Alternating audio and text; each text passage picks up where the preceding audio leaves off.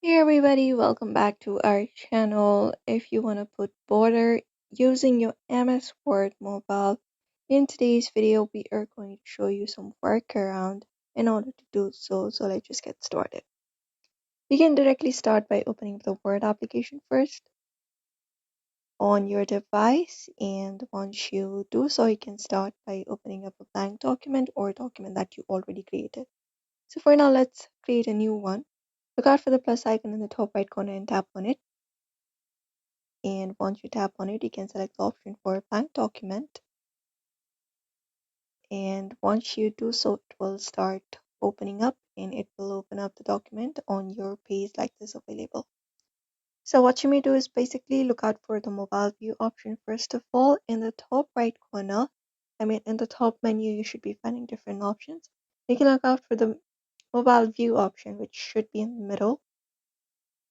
And when you tap on it, it will show you the mobile view option.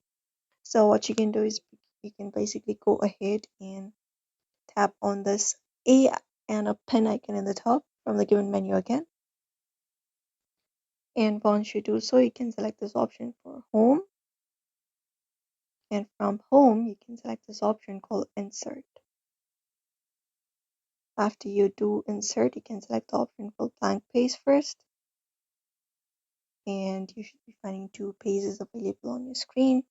So what we can do is we can use a text box in order to create a border. Look out for the text box option again from the insert section and tap on it.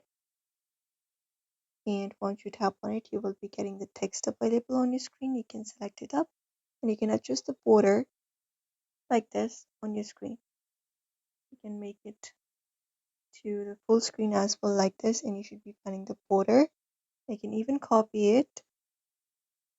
And once you copy it, paste it on the first page as well. Here in this first piece.